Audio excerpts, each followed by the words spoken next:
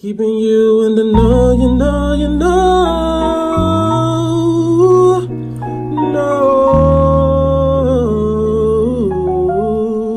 no.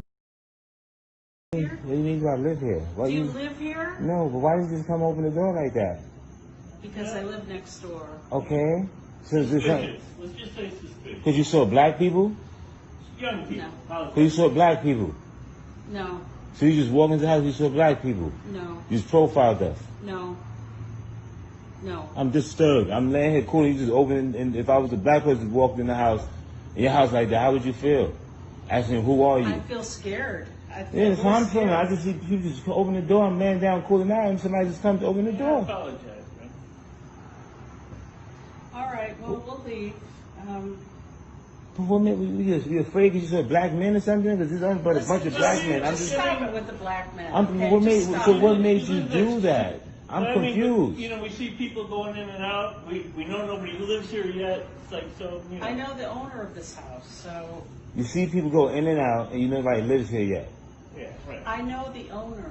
Okay. And what did the owner tell you was going on with the house? He didn't tell me anything.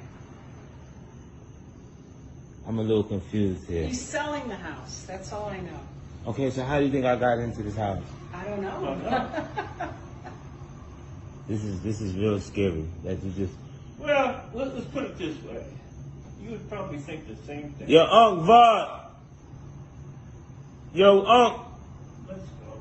Yo, Unc. All right. Sorry about that. All right, good night. You. That's disturbing.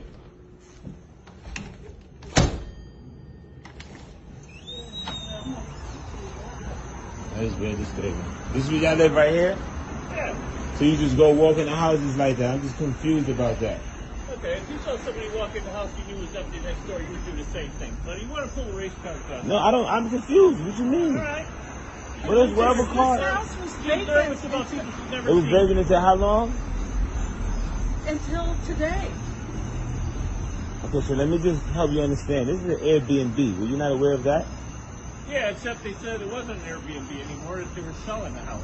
Okay, So well- when we see people walking in and out, when we know the house hasn't been sold, we're a little nervous.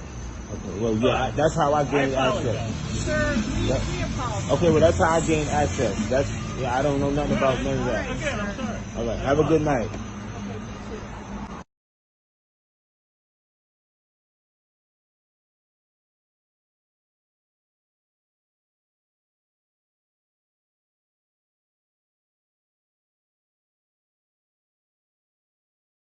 What it do, YouTube family? This your boy RLB with another You Know video. And what you just seen in the opening video is pretty much self-explanatory. Things like this been happening for this been happening for so long, but it's been happening for so much that people have coined the term Karen for incidents like this, where a black person be minding their business, doing their regular whatever, and a white person feel like they have the right to just, the moral authority to just interject and, try to question and do all types of, things, because those of us tend to forget that that type of mentality is inherently embedded into most white people, because they'll never get over the fact that we were once considered property. And I'm talking about those of us that come from the killing fields of the South, that are the direct descendants of the ones that built this country free of charge and never got compensated, by the way.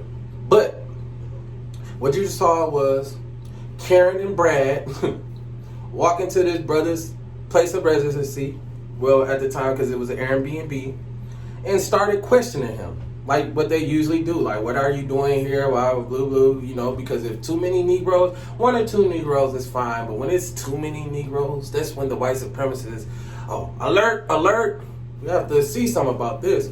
But, they came in there questioning him, and I love how that brother held his composure, didn't go off, didn't tell him, get the fuck out of my house, why are you here? He started questioning them. When they was questioning him, he started questioning them back. And what you saw was, a lot of times, the white supremacists know what they're doing. 9 times out of 10, those white supremacists was lying. They knew that that was an Airbnb. They just happened to see a lot of black people coming in and out of that house, and they was like, hold on, we're going to have to check on this, because it's too many black folks running around here. Come on now, family. We got to understand. And I love how that brother told her, like, okay, if I would have went in your house, how would you feel? And she was like, I'll be scared. And he was like, so you don't think I'm scared? But at the end of the day, white folks always feel like they have the right to impose on us. That has never changed. That's why the police deal with black people differently than they deal with white people. And this is evident through history, how they deal with us compared to how they deal with white society. And I love how that brother just kept it cool. He didn't go off on them. He let them take their little walk of shame. You know what I'm saying? And she was like, gone with all that black stuff and all that. Like, come on now. Let's be 100. That's the only reason why y'all went over there. I guarantee you, she would have called the police. The first thing she would have said, it's these black people at my house, at the house next door, and it looks like they're, I don't know, I think someone's selling drugs. And, you know, just made up all types of things in her mind, because historically the white woman have came up with lies in their head to criminalize the black man. Emmett Till, countless other ones, but Emmett Till is a prime example. But we have to understand, family, this is what we dealing with. Because we just can't walk into their house and be like, oh, what you doing here? No, they're not going to allow that. They're going to call the police. And 9 times out of 10, your black ass going to get locked up if that white person ain't with the shit. They pull out that shotty or that gat on your ass and blow your ass away. So us as black folk, we need to understand that a lot of these white supremacists know what they're doing. They know what they do.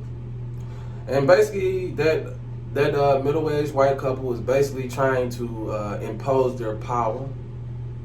Because if you have the most poorest of the poor white supremacists feel in the belief that, yeah, I'm poor, but at least I'm not a nigga, that's empowering to them. See, and that's why they have that attitude when it comes to dealing with black folks. Like, even with black people's issues, you will have white folks try to interject on our issues when it comes to dealing with blacks here.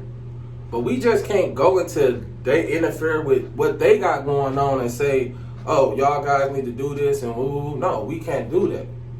So black folk, we need to start doing the same thing. Start checking their ass when they try to, no, it don't work like that. And I'm glad that brother recorded that and got that out there, because at the end of the day, family, that could have went left fast on either side. That white woman could have called the police, fabricated a elaborate story in her head and told the police that, and the police could have came in there just on bullshit. Or that brother could have just put the gat out on their ass and blast their ass away. So at the end of the day, family, this is a prime example of people need to learn how to mind their fucking business. Simple as that. Simple as that, family. And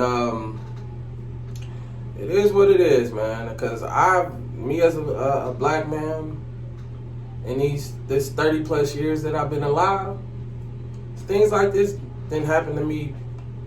I can almost count hands and toes.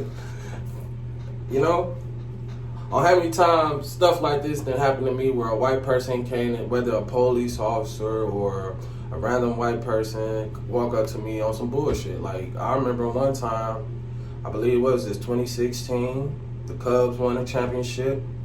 We out there in Wrigleyville, you You know what I'm saying? For all my Chicago people, we out there in Wrigleyville, north side of Chicago, out there celebrating because the Cubs won their first championship, I think, first one in 107 and 108 years. So everybody was turned up.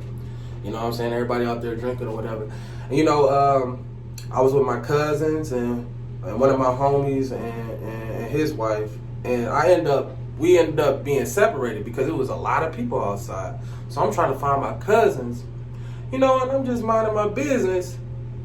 And there it was two white women, random, you know, young white, they was around my age, walked up to me, because this one I was like, they was around my age. They was like 20-something.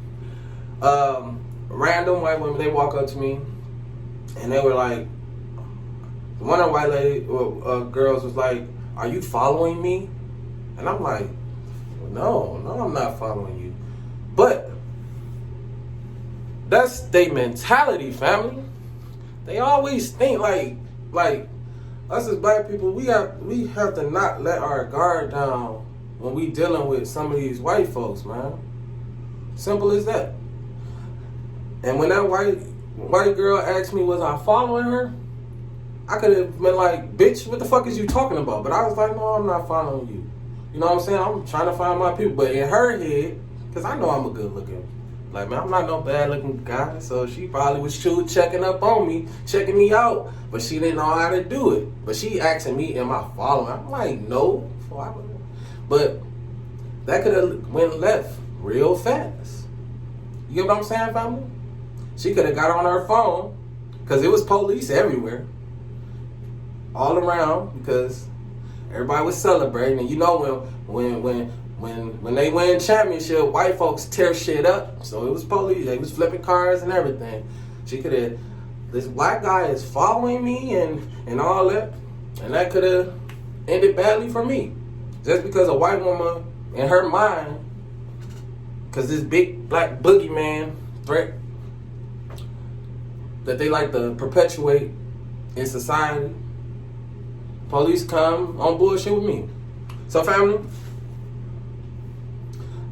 just don't let your guard down here, family. I'm speaking to my black males, because we get targeted, like for real. Like my brother, I was on the phone with my brother. What was that, the day before yesterday? And you know, my brother, my twin brother, he lives in Chicago, and he was like, this white lady outside putting little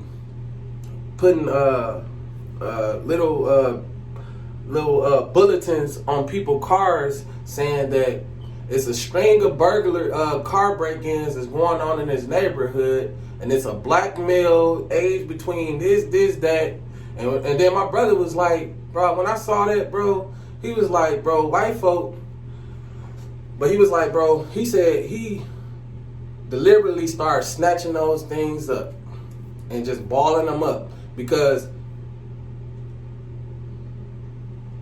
any black man in that area can be considered a suspect.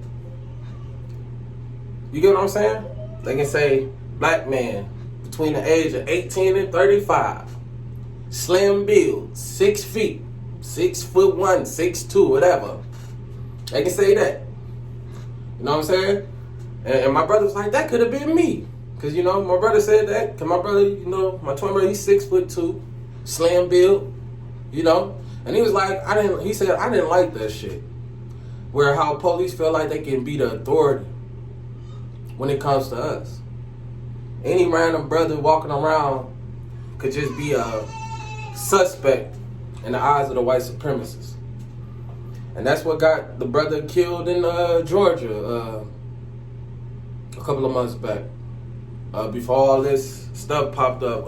What's his name? Ahmaud Arbery. When you had white people claiming that it was burglaries and house break-ins and all that other shit, and Ahmaud Arbery ended up losing his life because white supremacists want to put the laws in their own hands. So, black people, y'all be careful out here. Mainly my black males. Y'all be careful out here. But I'm not going to be all day. But with that being said, I want y'all to stay cool, stay blessed, and you know I'ma stay black. I love y'all.